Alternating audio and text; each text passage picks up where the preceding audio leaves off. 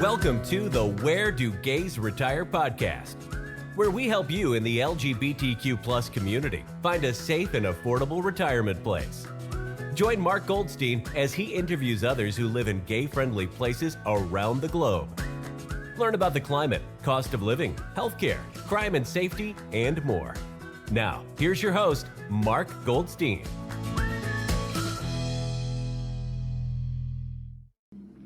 Today, we take a journey to Merida, Mexico with our guest, Kevin Donegan. Tell you a little bit about Kevin. Kevin Donegan grew up in rural Montana. After finishing graduate school in 1987, he entered the Peace Corps, where he caught the travel bug. Kevin served in Belize from 1987 to 1989, and then returned to the U.S. and relocated to Portland, Oregon. He initially worked as a family counselor for a nonprofit, working with runaway and homeless adolescents for a little over a year. In 1990, he took a position at Reed College, where he started as the assistant director of residence life, moved up to the position of director of residence life, and then his last 2 years at Reed were spent as the director of community safety. Kevin left Reed College in 2000 and returned to the nonprofit he worked at right after leaving the Peace Corps to take over as director of runaway and homeless youth programs, where he oversaw homeless shelters, transitional living, and street outreach programs. Kevin served on multiple national advisory boards for the federal government, specific to services for homeless adolescents. In 2015, Kevin retired at 55 and started splitting his time between his home in Portland, Oregon, and Merida, Mexico. So welcome, Kevin. Welcome to the podcast, and tell our audience why you chose Merida as a city to live in Mexico. Yeah, Mark, thanks for asking me to do this. This is going to be fun. Well, when I served in Belize in the Peace Corps, I lived in Central America on the Caribbean coast down there. I lived in Belize City, which back then was the armpit of the world. It was really horrific. And that's where I was stationed, working with an orphanage and at-risk and abused children within the country. And Peace Corps, like any other job, you get time off. And so some friends and I were going to go up to Cancun, and this is pre-cell phone, telephone days, that type of thing in Central America. And so we had arranged a date to go, and I met them up in their city in Orange Walk before heading over to Mexico. And I got up there, and of course they couldn't leave. Something came up which required them to stay a few extra days. And so I said, I'm just going to go to Cancun. I'll meet you there. Let's meet up at the Central Plaza 2 days from now.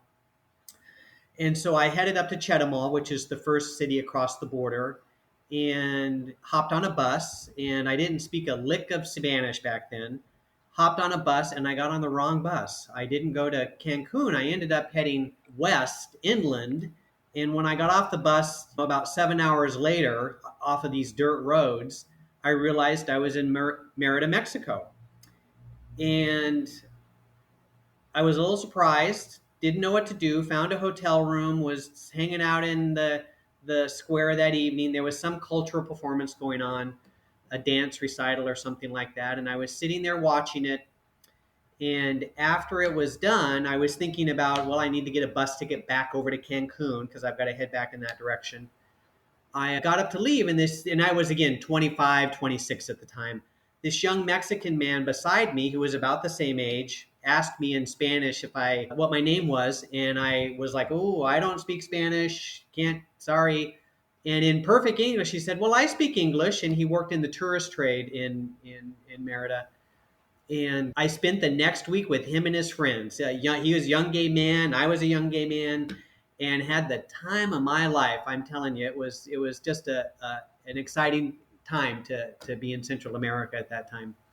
And so I stayed there for the whole week and then went back to Belize afterwards and explained to my friends that something came up and I accidentally went to the wrong city. And again, this is the late 80s, not great to be out at that time. It was still a little questionable.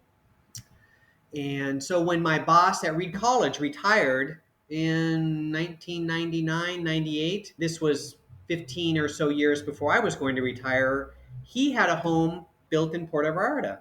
And I thought, well, where do I want to retire when I'm 55, 60, whatever? And the first city that came to mind was Merida, Mexico. I just loved the excursion and the time I had. And so I came down here in 2008, I think it was 2007, 2008, and spent a few weeks traipsing all over the city, looking at properties. My budget, we'll get into this later, but my budget was so horrifically low, and found a place, and then the rest is history. And so that's how I ended up in Merida. That's such a great story. So you wound up there in it by accident, really. It was You purely by just got on accident. the wrong bus, said, "Oh, this is a great place." You met somebody and some people and had a great time. Yeah, And it's amazing that those kind of that to me is destiny. yeah, That yeah. And that here's the freaky thing: the hotel I stayed at is 3 blocks from the house that I bought. wow. 40 years later, and just a lot of similarities like that. It's just kind of weird. It's kind of meant to be, I think, Yeah, Kevin. yeah. It's somebody, yeah. Something the universe is trying to That's right. tell you something. That's right. That's right. So Don't ignore those signs when they fall in your that's lap. right. Yeah. And so what I do, I think this was partly the reason why you asked me to come on here, is I'm one of those snowbirds. I split my time between Portland, Oregon and Merida, Mexico. I stay in Portland in the summertime. The Pacific Northwest is stunning in the summertime, warm and green. I have a home in Portland with a swimming pool, beautiful home. And then I come here in the wintertime to get out of the dreariness and rain of Portland and come down to Merida, where generally speaking, it's the dry season and it's not really hot, which I'll talk about later. And so it's for me, it's a perfect combination of the two. That's great. So right now, yeah. So you're in Merida now. Yes. Yeah. Okay. Tell us geographically, where is Merida located within Mexico? Yeah, if you're looking at Mexico on the far right side, the boot of Mexico, most people know where Cancun is on the Yeah. Caribbean there. That's the Yucatan Peninsula, that whole section there. And if you go inland, I'm going to estimate probably 120, 150 miles inland, and about 30 or 25 miles from the Gulf of Mexico is Merida, Mexico, right there. It's the capital of the state of Yucatan. It's really a centralized place where a lot of the archaeological Mayan ruins are located. It's a city of, the last I heard, it was over 1 million people. It's huge. Wow. It has all of the amenities of the United States, Costco's and Walmart's and Home Depot's and all of those type of things. Really? Yeah, so I'll talk about that later. I try to avoid those because Yeah. there's a reason why people want to live outside the United States. But yeah, Right. it's a lovely, lovely city. So if you wanted to go to Cancun and drive to Cancun, what does it take? 4 hours or About 4 hours. Yes, yes. 4 hours by Yeah, car? Okay. yeah. I've been to Cancun a number of times. I tend not to go. It's such a huge worldwide tourist destination. Tourist. Everything is catered for tourism in that area, understandably so. If you've never seen the Caribbean Ocean, it's stunning. It's mesmerizing Yes. to look at. So So yeah, clear. it's so beautiful. Hmm. Yeah. So how far would you say are the beaches if you wanted to go to the beach? So I'm probably 25, 30 miles from the closest beach town is called Progreso.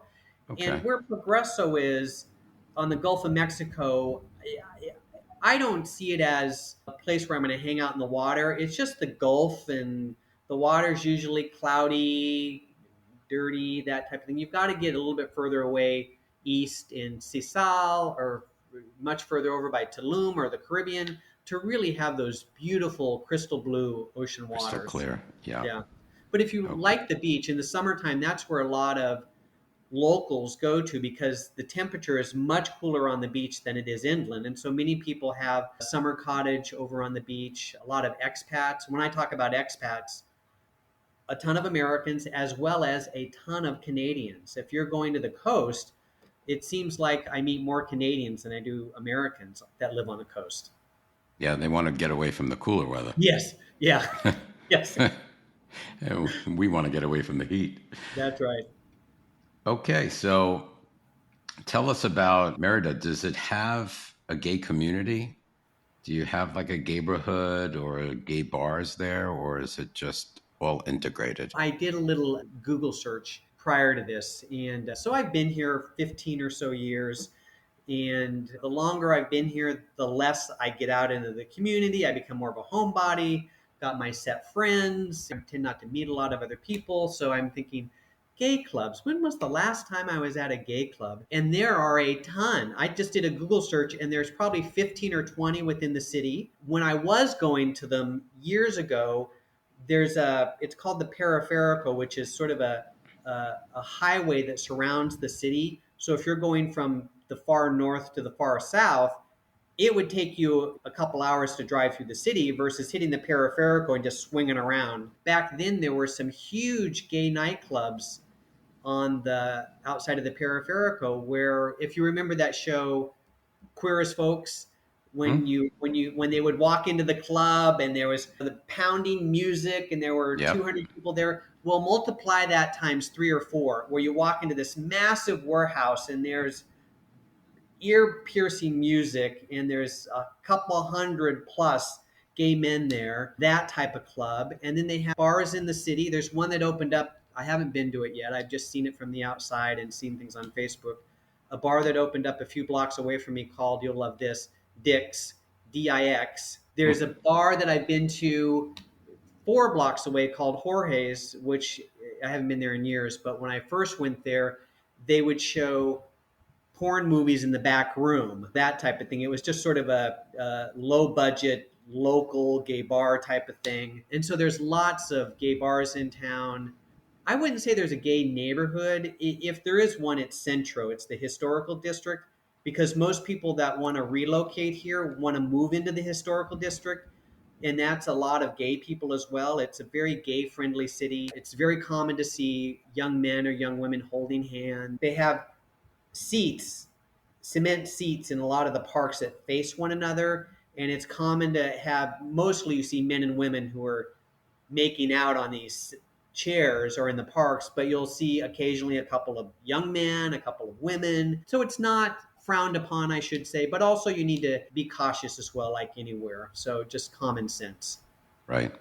Yeah. Yeah, for a population of 1 million or over, you would think there were some gay bars and gay people in the neighborhood. I know we're everywhere. So, Yeah, yeah. yeah. And then also And there's a I thought about this once. I thought, well, wouldn't it be fun? And I don't know if many gay men have this fantasy, but it's like, wouldn't it be fun to open up a B&B or something like that? And I thought that would be fun.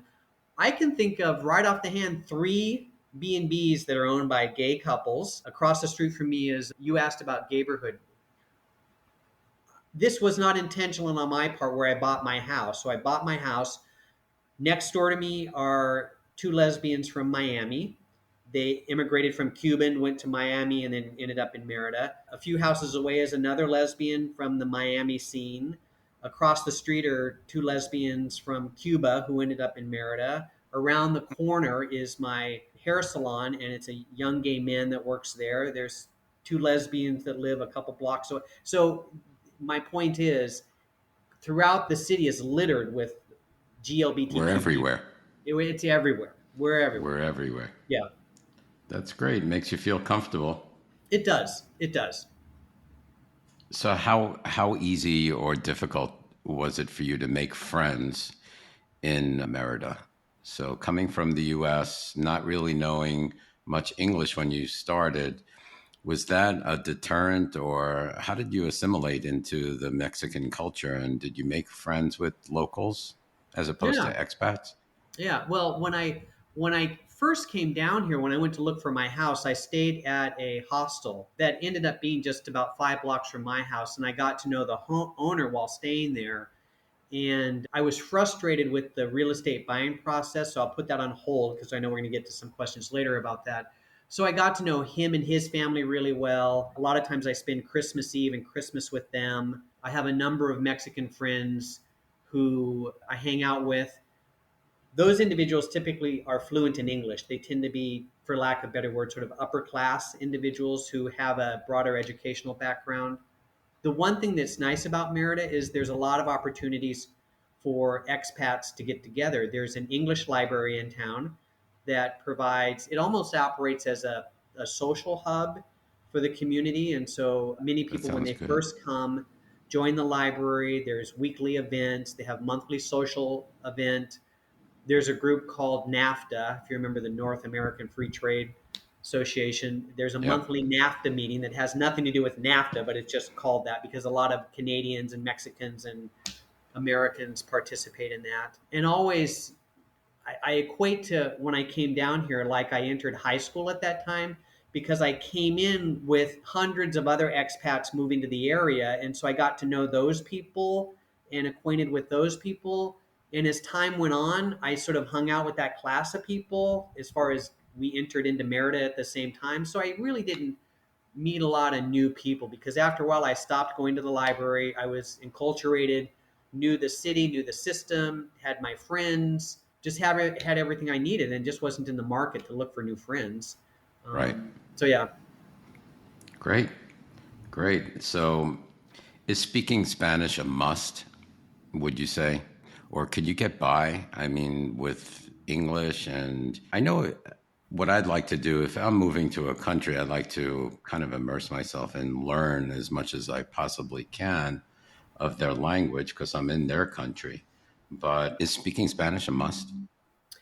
I wouldn't say it's a must, but it's really helpful because I have a good number of friends who don't know a word of Spanish, can barely say hola or gracias, and it's difficult for them. Nowadays, with translation apps, it makes it easier, but it's still a struggle. And a lot of them don't get into uncomfortable situations where you're pressured to speak and learn in that way. And so, my Spanish, I am no way fluent. I am not even close. If we want to have a discussion around heart surgery or auto mechanics or something like that, I would get every 10th word. Outside of that, because I've lived in and traveled in Central America for long enough, my travel, and this is also could be a curse. My travel Spanish, my day-to-day Spanish of home stuff and prices and describing things and that type of stuff is really good. And so when I go out into the community and I'm looking for something or I'm asking about something, the person that I'm talking to thinks I speak much better than I do. And so So you're good at conversational yes, Spanish, yes. And so they can which is go ahead. great. Yeah. Yeah, I mean that's great. As long as you can hold a conversation, yeah. You can go to a doctor and speak Spanish, or do doctors speak English also? A lot of the doctors are fluent in English here, but your comment around going someplace. So there are a couple of examples where I bought a car 4 or 5 years ago, so I had to go get it licensed with the state police agency, or just actually last week I had to go to it's called SAT Hacienda. It's the IRS of Mexico. I had to go there and register for an RFC number, just if you want to do any financial transactions like sell a house or buy a car or something like that, you have to have an RFC now. They've required that for this year. And so going through those processes, I know enough Spanish to make it through that. I don't need an interpreter to come with me. I didn't have to use translation apps or something like that. So I was really good about that. That was helpful. So that at that level of my Spanish, I can make it through those processes. That's great. That's great. So tell us about the local economy. Can you provide examples to the audience? What's it like living there, and what are housing costs, whether you may be purchasing or renting versus what your water bills, electric bills, and gas bills might be, and taxes? Yeah, when I came down here 15 years ago, like I said earlier, I had a horrible budget. I'm going to backtrack here a second. I said this to you in a conversation to prepare for this podcast, that one of my traits that I gained from my father, who was an orphan during the Depression era, was I'm painfully frugal.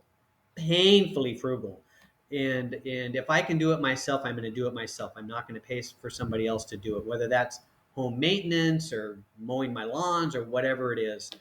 And so when I came down here 15 years ago, you're going to cringe at this. My budget was like $15,000. I came down here to look for an abandoned piece of property, let it sit for a year or two until I saved up enough money again to come back and rehab it.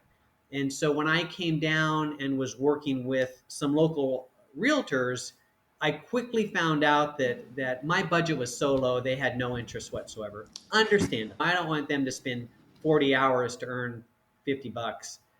And so when I got to know the hostel owner at the place I was staying, his son-in-law at the time, who wasn't working, was fluent in English and Spanish. And so he said, let me connect you with Luis, and you and Luis can go through the city and look for homes.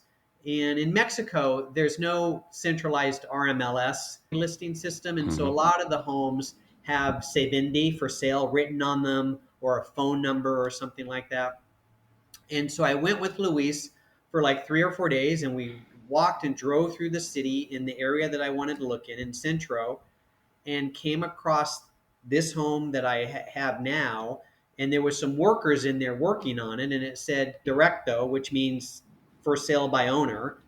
And we went next door, found out who the owner was, went next door. The price was about $15,000 for the property. And so I asked him if he stopped work now, didn't do any of the work they were, what would he charge me? And it was $12,000. And so we like shook hands. It was a deal. And I had about 48 hours to find an attorney, put down a deposit, sign some papers for the attorney as far as, what's that word called? Power of attorney, because I wasn't going to be able to come back and sign the sale agreement. And that's what it ended up. I ended up paying $12,000 for this house. And then when I came back 2 years later, found an architect who worked within my budget for about $20,000 to rehab the place. And it's a lovely 1,200 square foot home with a large exterior patio, centrally located with a garage. It was all new plumbing, electrical systems, kitchen. I just love it. So with that That's said, fascinating. yeah. With that said, that's probably not going to be the typical person's experience. And so I looked at some of the property sites before this podcast to get an idea.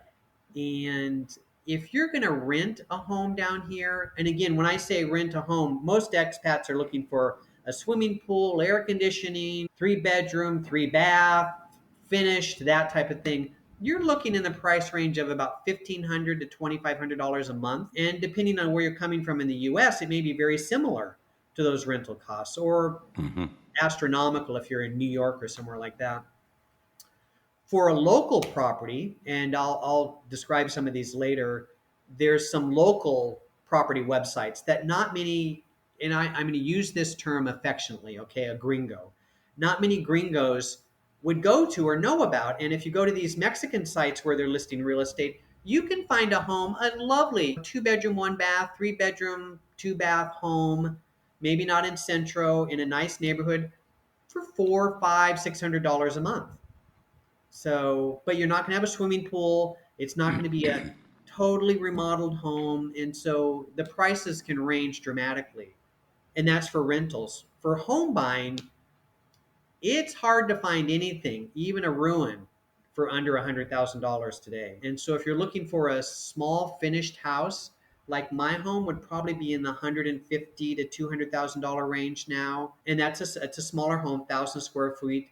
If you're looking for a larger home, over $1 million. I mean, there are some stunning mansions in this town, or new builds that people have built that are 3, 4, 5,000 square feet, large lots, Olympic-sized swimming pools, practically just gorgeous homes. I have a friend who lived 3 blocks from me, 4 blocks from me, that bought a historical mansion in Centro, and they owned it. They bought it the same time I did.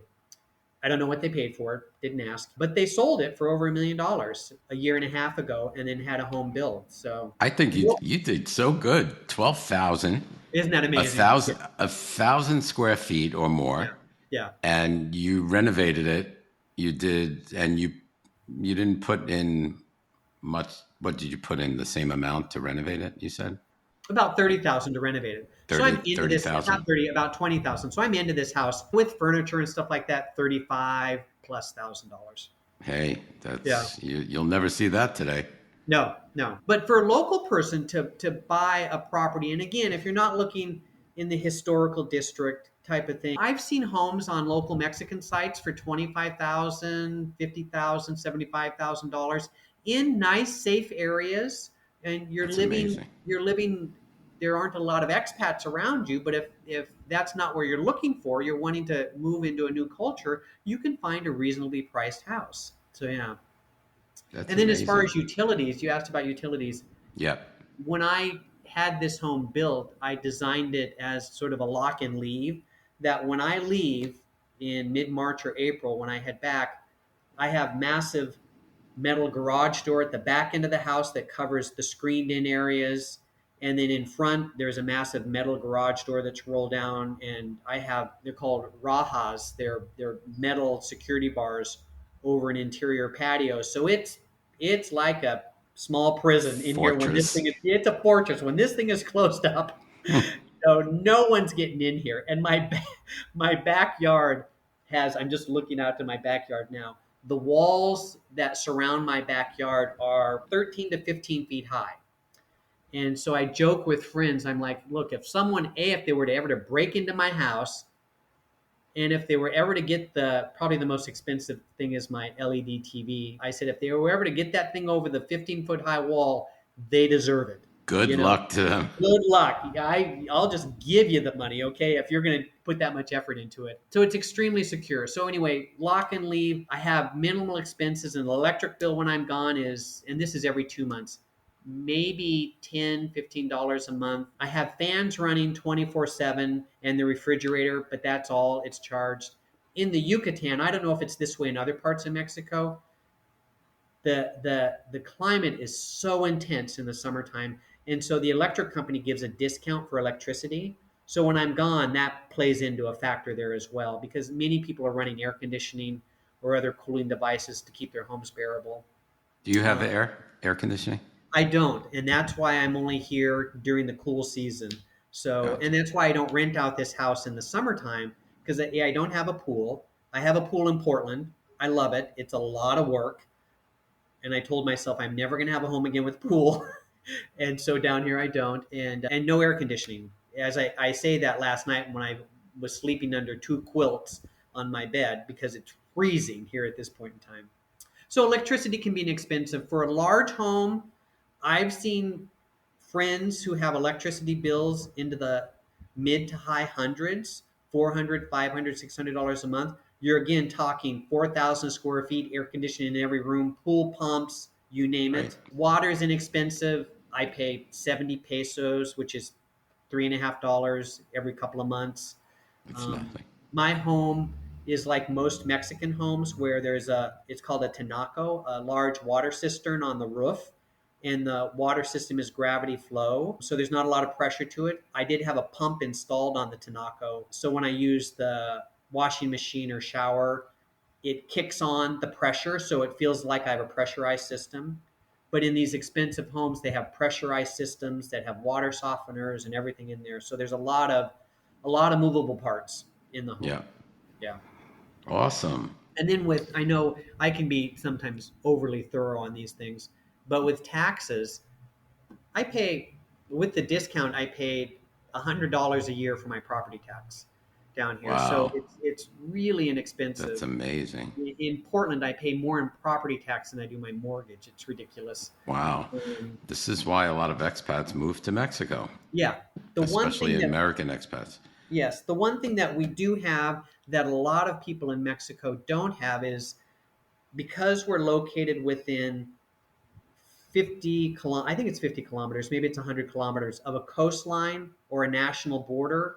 We have to set up, it's called a fideicomiso. It's a trust with a bank. So Right. my property is in title with the bank. And so when I go to do anything, when I pay my taxes or something like that, the bank will show up as the owner. And so my annual fee with the bank is probably about $400, give or take. It fluctuates with the exchange rate. So yeah. So But this that's is probably the because you're near a coast or because I'm within maybe it's 50 kilometers because I'm within 50 kilometers of a of a coast. coastline. Yeah, Okay. yeah. So tell us about the climate In the summer, have you ever been there in the summer? Yes, and that's why I don't come here anymore in the summertime. Is it It's like really hot and humid oh, Florida? it's brutal. It is brutal. And before I talk about the climate, I'm going to go back to how the climate takes a toll on houses, because even though I don't have a lot of expenses to this house, maintenance on a property in this region is constant. I mean, the climate, the humidity, the heat, pumps are constantly going out.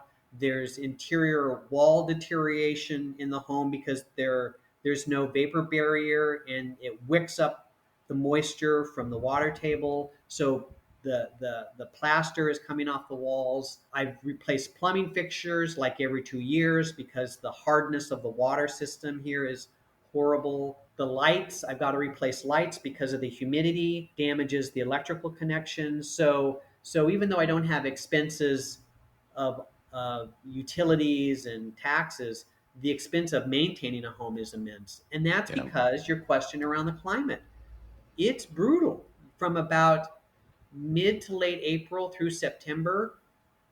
Easily, you're close to 100 degrees. Humidity is 99% in the evenings. It may cool down into the low 80s. And so it is just brutal. And so you're living indoors for those time periods in air conditioning. It's just so hard to live here during that time. Sounds similar to Florida. Yeah. It's hot in here in Phoenix too. It's only dry, but it's still hot. It's like walking into a brick oven.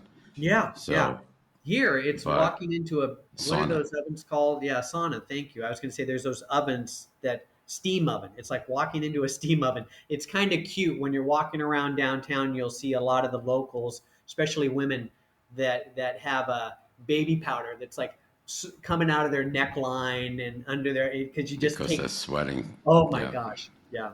yeah, I So can imagine. the other And thing that makes it nice around not necessarily the heat, but the rest of the year, the climate, is homes are so open. You're open to the climate. It's you're pretty much living outdoors, even though you've got screened in areas and stuff like that. But you're just so susceptible to the exterior weather. yeah, and so the other part of the year, like the winter, spring, and fall, they're gorgeous, right? Gorgeous, just lovely. The temperatures are generally mild. We're talking mid 80s. This week, I think it's going to get up into the 90s, but the humidity is not bad, so it doesn't make it feel stifling. The evenings cool down to the low 70s to the low 60s, somewhere in that temperature range. It's kind of funny. I was heading back home 6 or 7 years ago, and it was really cool. Oh no, it was before I retired and came down for 6 months. So I came down here in December and was leaving in January, and I had shorts on and a t-shirt, coming from a cool climate. I thought I was in Nirvana. And then the taxi driver pulled up and had a wool cap and gloves on and a down coat. And heat is relative. Cold and heat are relative, Yes, depending on it what you're used to. certainly is. Before I forget, you mentioned water. Can you drink the water, or do you need bottled water or You purified water? can't drink the water. Some people, I have a number of friends that put in osmosis systems in their homes. Again, they have every bell and whistle you can think of in these homes, some of these homes. And so you can go and just drink from the tap or the water dispenser in the refrigerator. The vast majority of homes do not. So you can't drink the tap water. I use it to brush my teeth. I'm not worried about that. I use it for cooking. If I'm boiling something, I'll use the tap water, things like that. But they have water delivery services here. They're called garrafons. They're like 20-liter size, 5-gallon size water things that you put on your dispenser in your home. And a lot of expats down here are like, where do I get water? How do I get water? I can't. The delivery guy never seems to come by. And here was my story to them. It's because you don't tip your water guy very well. Because my water guy, he comes every other week. I'll send him a text and say, hey, all in Spanish, hey, Eduardo, can you stop by tomorrow morning? And I'm the first stop on his daily routine, and he'll drop off four, and it'll be 120 pesos, which is $6.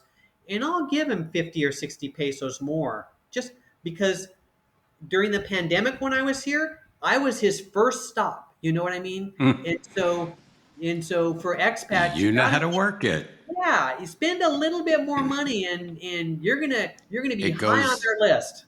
yeah, definitely, definitely. It goes a long way. Yeah. So, absolutely. I should Okay, say so too, Mark, before I forget, yeah, you have another website outside of the Facebook website. I Yes, do. because a long time ago, whenever you started that, I uploaded a bunch of pictures of my home. So if people have access or want to go to that site, they'll see photos of what I'm talking about with my house. Okay, so I currently have two websites. My first one, now that you mention it, it's at www.wheregaysretire.com. Okay. The new one that houses all of the podcast episodes Okay. is www.wheredogaysretire.com. Okay. So the do is in the latter one, and without the do is the original one where you posted your pictures. Okay. Great. Yeah. So thank you for bringing that up. The shameless plug. You didn't ask me to do that, but yeah. So you mentioned $6 for water. That how long does that $6 water last you?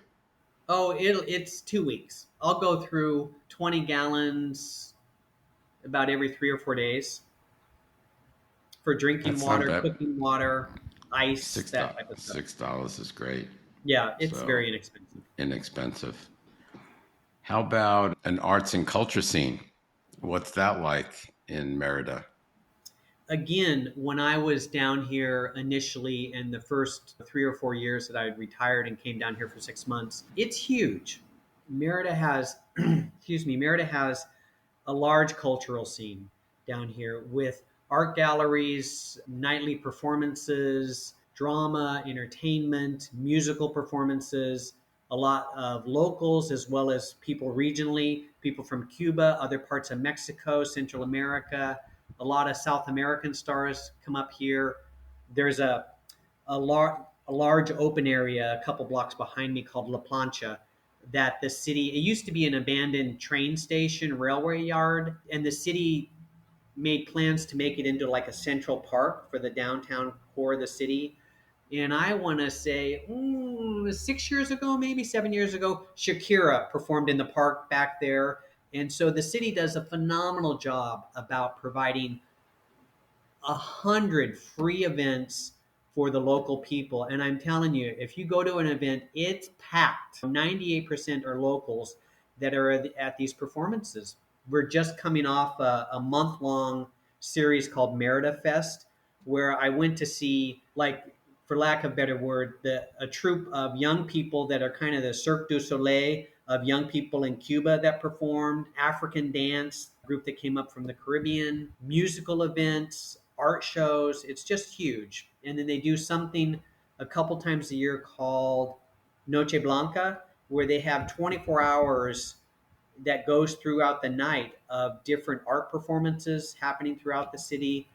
And every night there's 2 dozen things Something. going on. It can be exhausting. I used to go to a lot of them before. Now I tend to be a homebody. So Do they have live theater? tons of live theater. The problem is, and this is where, again, I can get by with my Spanish, but being able to track a conversation in real time can be difficult. And so, Difficult. if you don't know the language, as far as drama performances, comedies, there's comedy clubs here that people go to. I've gone to one before. Turned out I was the butt of jokes in the event because I was the only gringo sitting in there with 200 other people. So the comedian on the stage really took advantage of that, which was cute on one hand. The other thing, too, as far as performances, there's 100 or hundreds of cantinas, small local bars in town, and some of them have some really phenomenal live performances. They have open air patios in the back. There's a cantina that's just 3 or 4 doors down from me. Thankfully, they don't have an exterior patio, so I can't hear them. I'm not listening to music every night, but they'll have performances where you can come in and have a beer and different tapas and other things and just sit there and enjoy the entertainment that are very popular. Merida, which I don't know if I said this before, this going back to the gay scene, it's really a city for young people, because if you go out later into the evening, the clubs, the bars, they're packed. There's lines of people coming out of them waiting to get in. And so it's so much going on. Yeah, it sounds wonderful. Really does.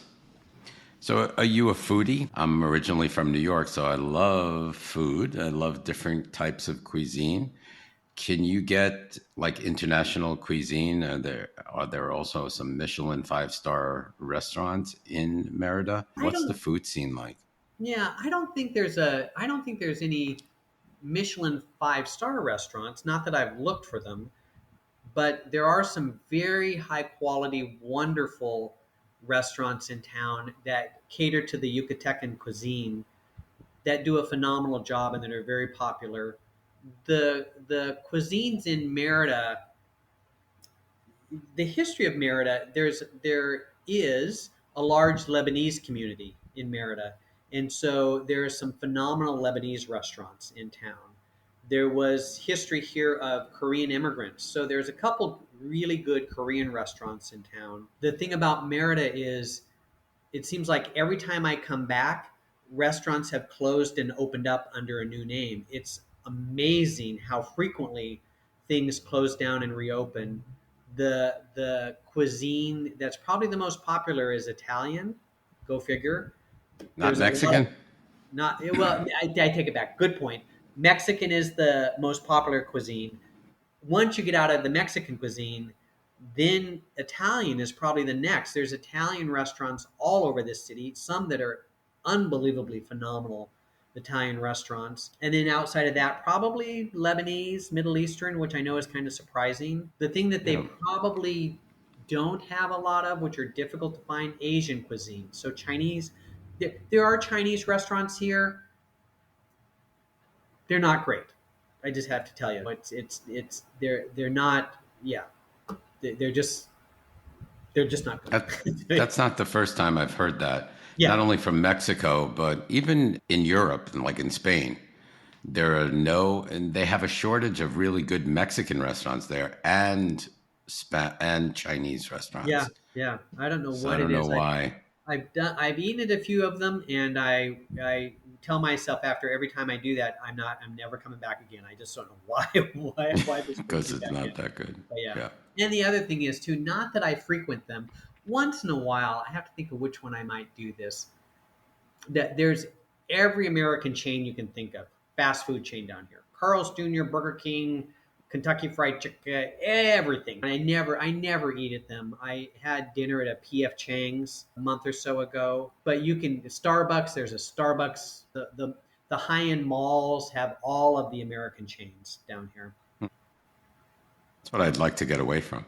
Yeah, yeah, and that's why I don't eat at them. The other thing too is when we talked earlier around businesses and access to Costco and stuff like that, that if just for the cost of living, that if that's something that you need and want, your cost of living here is going to be very similar to what it was in the United States, if not more, because some of those products just being imported into Mexico have some higher duty fees on them.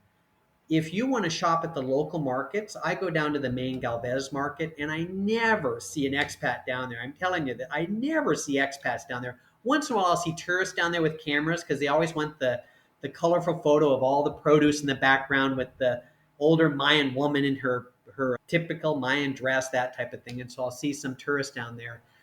But I'm the only expat walking around there doing the shopping, buying my papaya and pineapple and bananas and stuff like that. And you can They get should by all be there. yes, you can get by very inexpensively if you cater your life to the way the locals cater their life and shop where they shop. Once you get into the chain stores, you're not saving any money. I do Yeah. admit I go to Costco because there are some things I cannot find outside of Costco, and that's a given. But I try to do most of my shopping at local stores. I would do the same. I Yeah. definitely would do the same. There's no, why go to a supermarket and pay more money Oh, or chains? Yeah, I could see going to Costco once in a while just to get the stuff that Costco has that nobody else does. yeah. Just to store in my home. But as far as local, that's what I want to do. If I move to another country, I want to eat as the locals do. That's right. That's right. The funny thing is, like I said, I go to the main Mercado, and I'm the only expat there. I go to Costco. It's the exact opposite. You're Opposite. bumping into all your friends. Oh, how are you doing? What's Yep. going on? Haven't seen you in a while. Yeah, it's kind of funny. I wonder, is Costco like the same prices worldwide? Do you That think? part I don't know. What I do know is, and again, going back to my frugality, is I figured out that if I buy my Costco membership in Mexico, it only costs me $20 with the exchange rate instead of paying $50 back in the States. And then when I go Yeah. back to Portland, my Mexico membership works in Portland. Oh, there you go. Yeah. Yep. Frugal pays off, let me tell you. So, okay. Is there any public transportation? Do you need a car? It's such a big city It's that huge. you would think they would have some public transportation, but I'm not quite sure. Tell us a little bit about that. Well, here's the nice thing. When I first started coming down here, and when my house was done, I would come down for 3 to 4 weeks a year, all in one lump sum because I didn't split it up for a week here, a week there. And while I was here, when I would get bored, which was not uncommon, I would go to a bus and just hop on a bus and see where it went and drive through the city. There are hundreds of buses here. I'm going to take a guess here. There's probably 4 or 5 main bus operators, so they have their different systems, but the buses go everywhere from about 5 a.m. to about 10 p.m. They've recently started nocturnal buses, overnight buses, which is really nice in some of the high traffic areas because a lot of the locals don't have cars. So the buses are cheap, 8 pesos, what's that, 40 cents maybe. I would tell people that if you're concerned about getting lost on a bus, they all come back to Centro. So no matter where they go, if they drive out to a village, they're coming back to Centro. So you're not going to get dropped off in the middle of nowhere, okay? You may have to pay 40 cents for the return trip, but again, you're going to have to splurge a little bit. So the buses are phenomenal. They're quick. When I didn't have a car, I'll talk about that in a second, I would go to catch a bus on its route because I knew the routes back then.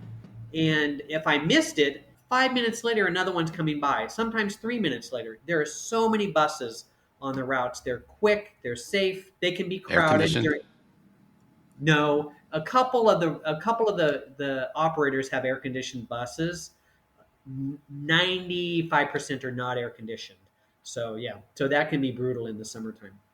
I'm spoiled. So having access to buses is great, but when you want to do a lot of shopping, when you've got bags of groceries and things like that, it can be troublesome. For whatever reason, COVID has played havoc on like Uber here. It's gotten kind of unreliable where they say we'll be there in 5 minutes and then a half an hour later, or they don't show or something like that. And so I've heard a lot of frustration around that. So probably 5 or 6 years ago, when I started coming down here for 6 months at a time, I bought a car. And again, frugality. I paid dollars for a little Ford car, a little hatchback type of thing. I have a garage on this house, which I love, and because I can store the car when I leave. And then had to go to the state police department to relicense this car and did all of that. And it's been a great, reliable little car. I use it primarily for shopping, running errands. I help out friends, that type of stuff. And so having a car is great. It concerned me at first driving, and I tell friends, it's like when I get behind the wheel of my car and I go somewhere, all of my nerves are on fire because there's people coming around on the right hand side, on the left hand side. You drive downtown and it's like driving through an ant's nest. There's hundreds of people crossing streets. You've got to look out, dogs, buses barreling down on you. And so you can't daydream when you're driving. You've got to focus on the road. I was stopped at a stoplight and it was 3 lanes of traffic. I was making a left hand turn and the person in the far right quickly flew out in front of me to cross over in front of the other 2 lanes to make a left hand turn. That's not uncommon, and you just have to be aware of that. I've never gotten into I was going to say I've never gotten into an accident. I'll tell you about that. But the horrible thing here is if you get into an accident, I don't know if it's like this in all other Mexico.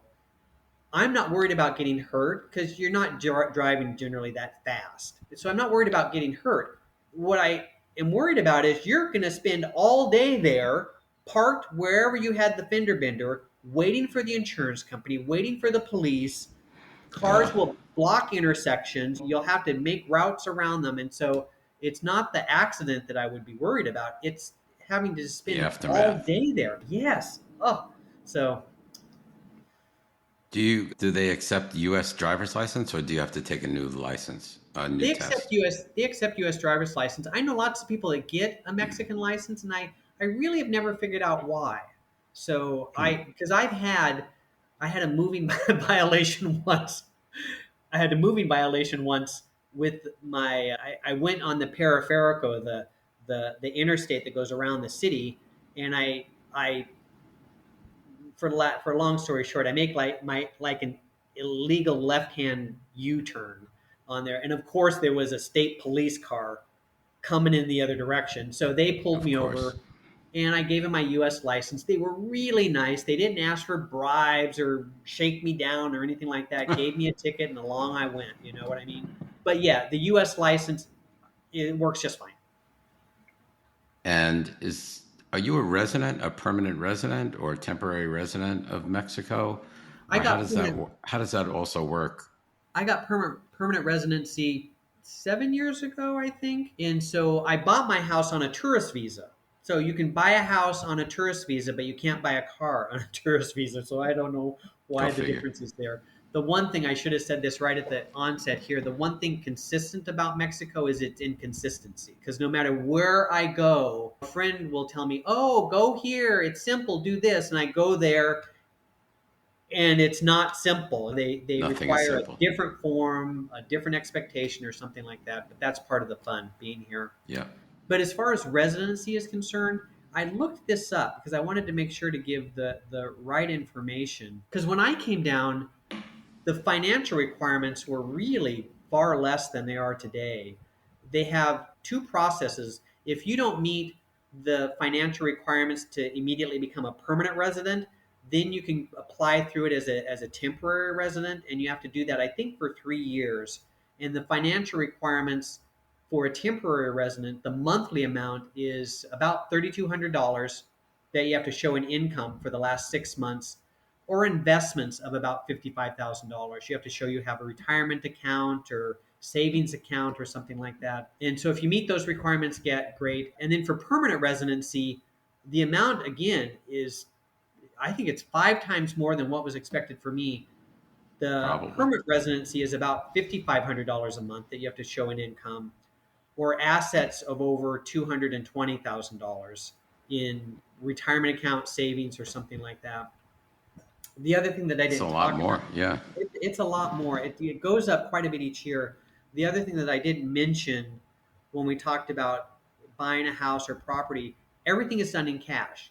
So if you're coming down here and you want to buy a $500,000 house, you got to have $500,000 in cash. No mortgage. No mortgages. I've I've never heard, and I know hundreds of people down here. I've never heard of one of them having a mortgage. I've heard of it online. I know of nobody that actually has done a mortgage. They may have taken home equity line of credit out of their property back in the States and used that money to buy a house down here. But Cash. when you come down and buy a $500,000 home, you have to have $500,000 in cash generally to buy that home. Does like a $500,000 home buy you like a golden visa, which would grant you permanent residence? I've never heard of that. No. Okay. Where it does help is in when you're applying for residency, that if you own a property, and I didn't look this up, but I think the amount is like $200,000.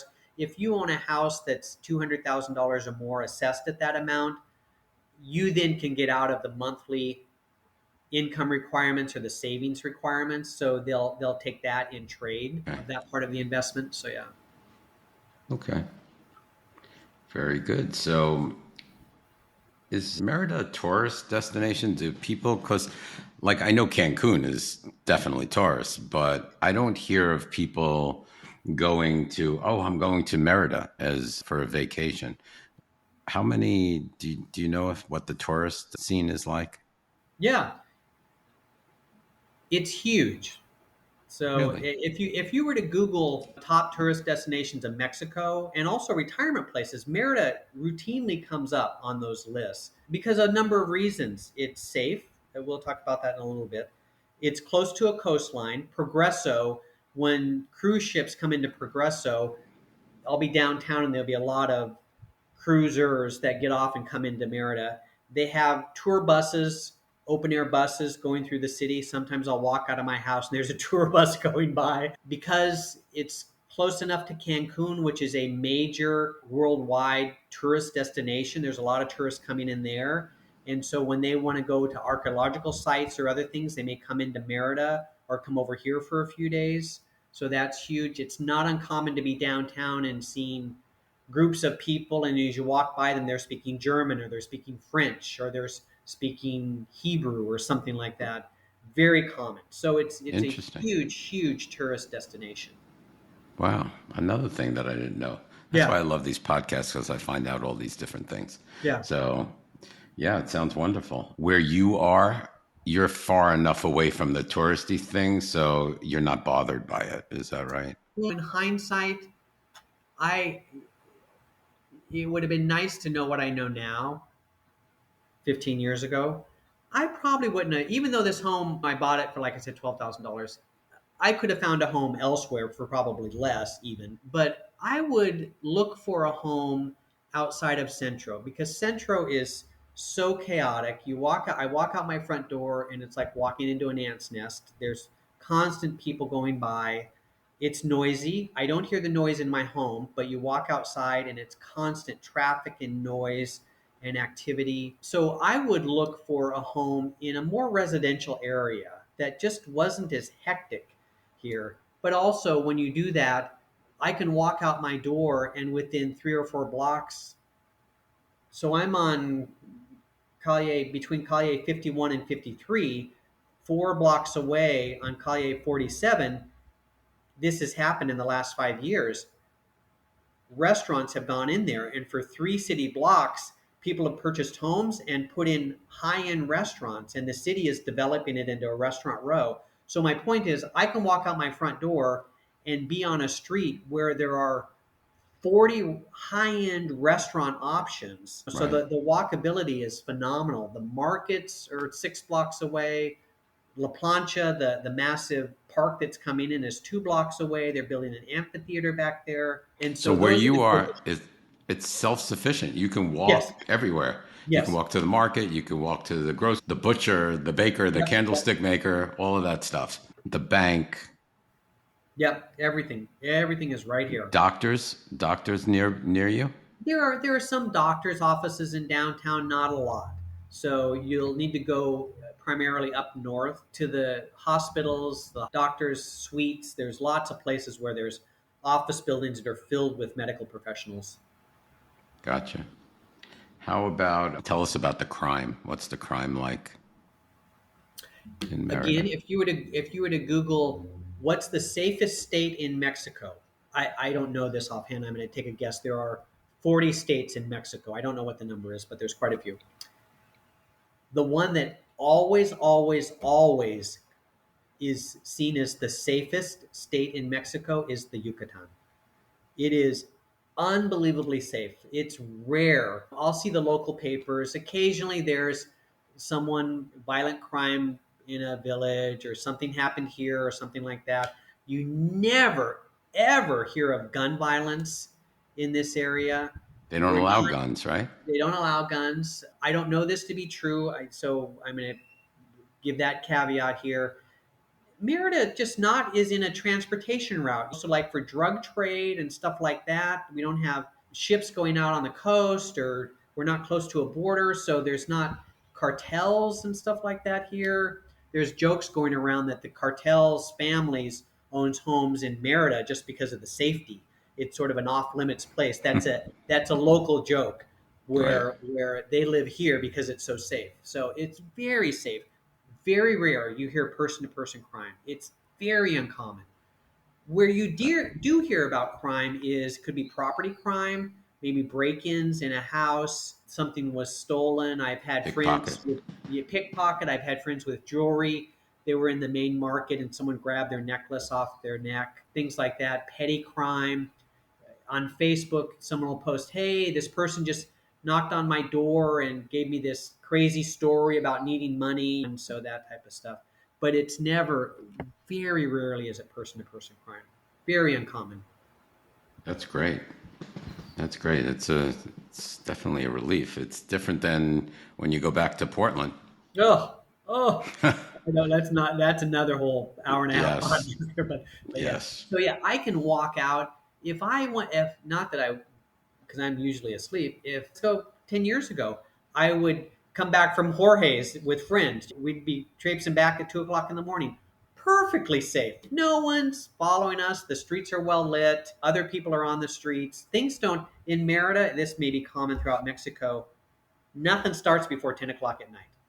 So if you're going out to a party to show, nothing starts before 10. So yeah. Do they do siesta? Yes, the businesses are still open. So even though the doctor's offices may be closed between 1 and 3, Hmm? they'll open up late afternoon into the evening.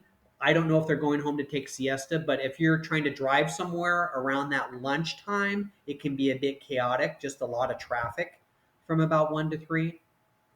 And restaurants for dinner, they open what, 8? They can open early, thank goodness, because I'm usually eating 5 o'clock, 6 o'clock, something like that. In Merida, usually lunch is usually kind of late in the afternoon, like 1 to 3, around Oh, that time period, and then dinner restaurants. There's a beautiful boulevard not far from my house called Paseo de Montejo, which is lined with mansions and restaurants, and it's just beautiful, beautiful boulevard that goes on for about a mile and a half. I walk my dogs up there and back every morning, and so yeah, so there's lots of places there. so you feel safer walking your area in Mexico than you do in Portland?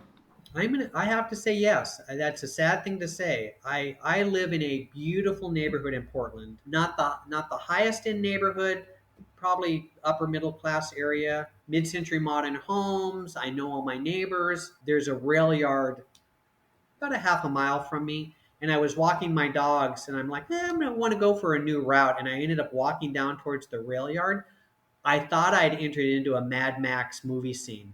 It was insane with the homeless camps and the RVs and open fires and Yeah.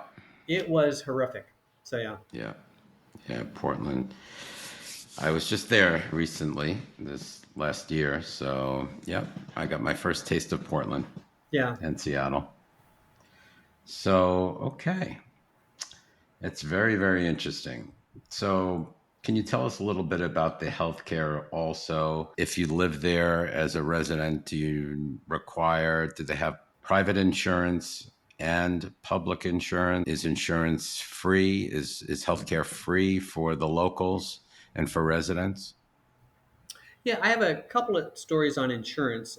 What I do is, and I've done this now since I have been coming down here for 6 months at a time, about 7 years ago, I purchase a private healthcare insurance plan. And I pay about $1,000 a year for this plan, and it's an 80%, 20% coverage. I've never used it. I really have it just as a major medical in case, God forbid, something happens and I need it because I still have my health insurance back in the States. And I'm young enough that the rates are pretty good. I have friends that are older, into their late 70s, early 80s, who pay six, seven, $800 a month for a private insurance plan. They've used it quite a bit, and their rates go up significantly each year, so they're paying quite a bit. I also have friends who are on the Mexican healthcare system, and I just looked up those rates. So for an older individual, mid to late 60s, you're going to pay about 20,000 pesos a year to be in that, which is going to be about $1,000, $1,200 given the exchange rate. But I have some stories there. So I'm helping out a friend who had some major medical issues, and they were on, it's called EAMS, IMSS, the EAMS healthcare system. And their only option was going to a government hospital. And so we brought them via ambulance to the government hospital. And there's no, at least they didn't have access to, no private rooms. You're in a ward separated by curtains. The ability to get certain medications was limited. Their needs were extremely high. I won't go into detail, but just extremely high needs, and they really couldn't get served there. And so we ended up bringing them back home for palliative care. And so that's that story. And I do know people who belong to the Mexican health care system who've gotten great care, but their needs probably weren't as high as this person's. Okay. The one thing Interesting. about and this person also years ago had hepatitis C. And so they have a cure for hepatitis C. And the cure is very expensive. It's like tablets you take for a month or 2 months or something like that. And I looked it up online. To pay that out of pocket was like $75,000. It's very expensive, and it cures hepatitis C. Wow. And so this person got those pills through the EAMS government system and was able to cure themselves of hepatitis C after having it for 30 or 40 years. And so there's some good things. There's some pluses and minuses, but And they got it for free? They got it for free outside of their annual fee that they paid. The private system is unbelievable. Many of the doctors speak good English, if not fluent. They're experts in the current medical practices. And so many of them did residencies in the United States, went to medical school in the US or Mexico, very capable and competent medical professionals. The nice thing is, if you have an issue that you need addressed and you go see a professional, it can happen quickly. Within a week or two, you can be in for surgery, whatever you need. It's a very quick process. It's all cash. So if you're having a major medical condition, I'll share a personal issue.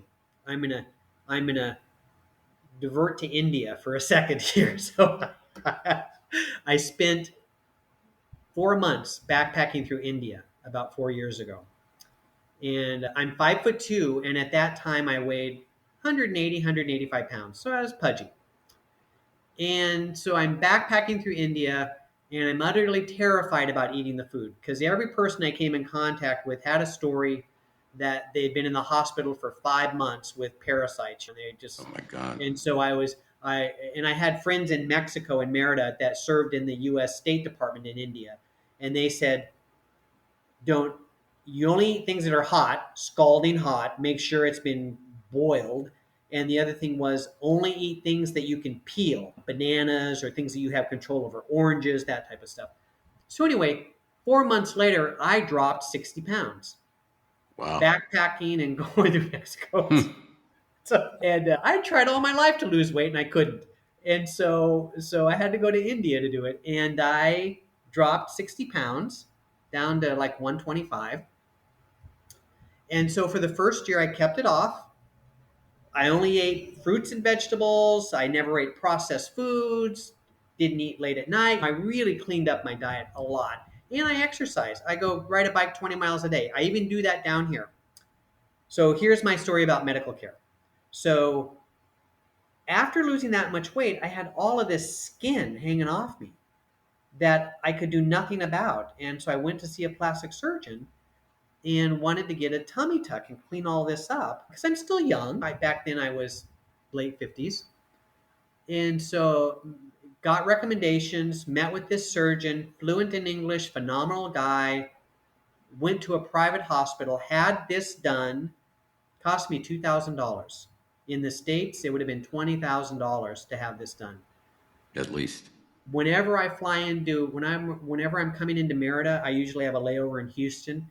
There are always people waiting for the plane who's coming here for medical work, dental work, you name it, because it's cheaper to fly in here and have all that done and then fly back home to do that. Absolutely. So the private system is phenomenal down here. I had one other medical story. A friend of mine, I bump into him every other morning walking our dogs. He had major heart surgery 3 years ago, 2 years ago. And what he did was he paid for the best cardiac surgeon out of Mexico City to come into Merida with his medical staff and perform the surgery here and then head back to Mexico City. And all of that was less expensive than what he was paying for his insurance back in the United States. Isn't that Yeah, something? That's it's kind of amazing. beautiful. The one little quick story here is if you don't want to go see a doctor, you don't. The consultation fee is 400 to 700 pesos. So what's that? $20 to $35 to consult with a doctor. Almost every pharmacy has a consultorio where you can pay 30 or 50 pesos, walk in there, see a doctor, skilled physician. A lot of times they work in the Mexican healthcare system or they have a private practice somewhere. So you'll pay 30 or 50 pesos, go in and describe your scratchy throat and, geez, I've got this. And so they may prescribe something for it. And you're paying nothing for that. Because in Mexico, when you used to be able to walk into a pharmacy and buy anything, you can still get a lot of stuff nowadays, but they control opiate based, narcotic based medications that you can't get without a prescription, and antibiotics. You need a prescription for antibiotics. But most everything else, you can just walk in and say, hey, I would like this or that, or show them the box of the old medication and get it. Right. Yeah. It's the same here, like on the Arizona border with Mexico here. There's, if you cross over from Yuma into Mexico, Yeah. there are tons of like dentists, modern, that have the best modern facilities. And Yep. people just go over the border and they're lined up and they just choose a place and they get great care for nothing. That's right. That's right. So, Amazing care. The yeah. this is a funny story. And the private hospitals here, amazing. The care, the quality, cleanliness, outstanding. And so when I Yeah. had my surgery, I went to a little tiny private clinic, and it kind of scared me at first because I saw the doctor that morning. He came in, and then his staff invited me back into for the surgery. And so I'm literally sitting in the lobby, and a nurse comes out and calls me back in. And so from the lobby, I walk through these double doors, and that's the operating room from the lobby in. And that kind of concerned me a little bit at first. I'm Yep. like, what? But yeah, Mhm. it was all fine. It was all fine. That's good. That's good. Yeah. There's a lot to say about healthcare. That's one of the number one reasons where you want to decide to move to. It makes a big difference. That's So, partly why I said this earlier, why I don't socialize as much as I do, because when you meet new people here, the conversations are always the same. And I fell into this as well. yeah. Where did you buy your house? How much you spend for your house? What did you do? Who was your architect? And then, oh, where do you get your medical care? Who do you see for your gastroenterology? Blah, blah. It's Right. always the All same that all conversation. that doctor stuff. Yep. The more you get older, that's all you hear. That's right. Yeah. Oh, yeah. So, we talked a little bit about visas and Mhm. residency. Do you obtain your visa through the United States through a consulate, or do you do it from Mexico? Nowadays, you have to start it in the United States. And Okay. so and when we talked about income requirements either for temporary or permanent resident, the funny thing is consulates have a little bit different rate in there. I don't think it's dramatically different. You're not going to go to a consulate and they say $3,500 and the next one's going to say $1,000. It's not. They're going to be $3,500, $3,300, 30. They're all going to be close in there, just how they factor it. But you have to start it in the United States, and then I think you have.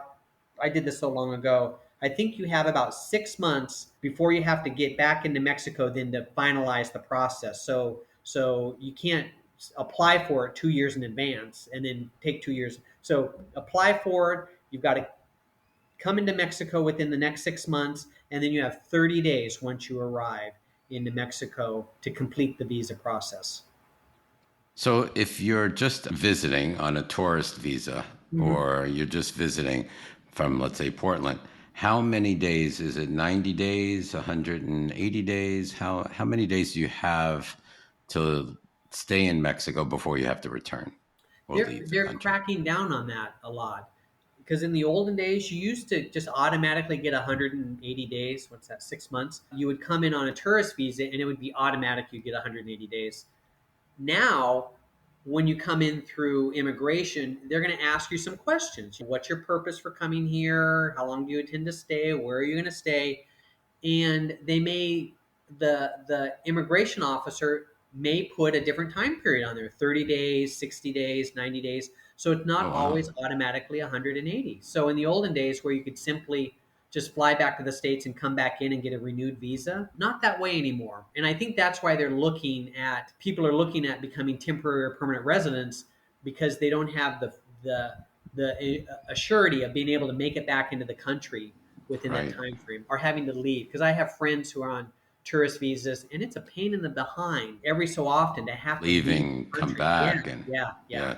it's a Because pain. once I got my permanent residency, I was done. I don't have to pay any annual fees. I don't have to renew it. There's nothing I That's need to great. do. Once you get that, you're set. That's great. Okay. Is there anything that you wish that was in Merida that you don't have that you have in the States? Besides, well, you have Costco both places. So, Uh, sometimes the variety of restaurants, because again, it gets old eating Mexican food all the time. And so I can some of see the that. varieties are a little bit for want. I miss in my home in Portland. I'm 8 blocks away from a Trader Joe's, so I miss Trader Joe's, that type of Okay. thing. But really, most everything, if I know I can't find it down here, I will generally bring it with me when I come down each year. So yeah, there's not much. I don't go to them often, but they've built two new massive malls that have 90% US stores in them, and so the Gap and H&M and all of those things that if you're wanting some of those things, you can find them down You here. can find it. You can find them. Excellent. Are there any cons besides living in the centro of the city and being a little noisy? Is there any other cons you can think of? Again, this is why I split my time. The climate can be brutal in the Okay. summertime, and so Yeah. even people who have air conditioning, and so if you're going to want to live here full time, I would suggest making sure that part of the time you visit is going to be during the summertime, those Yep. hot months, because So I've you can known check it out for people, yourself. yep, to come down and it's like it's too much and they just couldn't take it. Within the Understandable. expat community, it can be a small town, because I googled this. It said something like there were about 12,000 expats in the Merida, Yucatan area, and that probably includes Canadians as well. But Mm-hmm. it can be a really small town down here where sometimes the gossip tree can be a little bit much, especially if you do a lot within the gringo community. Yep. What else? So climate. Sometimes it's hard to find things, and this may be more so due to COVID than anything else. Today, Costco's selling their brand butter, and now because there's a big thing on Facebook the last week, and everyone's writing, "Has anyone seen the Costco butter? Is it there yet? Has it come back yet?" Sometimes those things can be frustrating. Or how Yeah. much are eggs? And eggs are cheap Eggs. down here. Eggs Are are they? cheap. Yes, yes. I'm surprised. They're You like know, almost $4 or $5. They're four and change to $5 in here buck in 50. Phoenix. $1.50 for Wow. a dozen. 39 pesos. Yeah, $1.75. So yeah, cheap. Bad at all. The other thing, the other con is home maintenance, and I talked about this before. It is constant. Every year I come back, I always know there's going to be a half a dozen things I've got to take care of. It is constant, the home maintenance in this area. Understand? Yeah, because of the climate. Yep. So, Kevin, in wrapping up, what would you say to our audience if they're thinking to relocating to Merida? I would, and I said this earlier, I listened to some of your other podcasts before doing this one. I would do things that I didn't do. I would rent first. I would come down here and rent a place, because there's hundreds of beautiful homes in lovely neighborhoods at all spectrums of cost. I would rent first to see if this is what you want, because once you buy a house, you're kind of stuck. And I've had friends that have taken them 5, 6, 7 years to sell a home. Wow. I've had friends that have taken losses on properties because, again, there's not a lot of public information around what did the property sell for, how does it appraise against like properties, that type of stuff. So it's kind of a wild west with properties. So rent first. The other thing is look at other neighborhoods outside of Centro. Everyone comes down here, me included. It's like, oh, Centro, I want to be in the Yeah. hub. Look at other places. Got to visit here during the hot months. We talked about that. The other thing is there are gringo sites for looking for properties and gringo real estate agents, and they're going to show you what they think the gringos want. And then there are sites that cater to the Mexican community. And so if you're not looking to drop $300,000 in cash on a house, but want to spend $75,000, there are a lot of options down here to look at. You just have to know where to find them. So do some research around that. And everything's Googleable. Is that a word, Googleable? Googleable.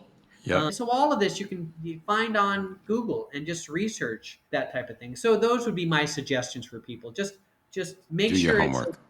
do your homework. Do your homework, because once you come down here and buy a house, if you don't have $300,000 to burn, it's like, I'm going to take a lot, and not a lot of people do.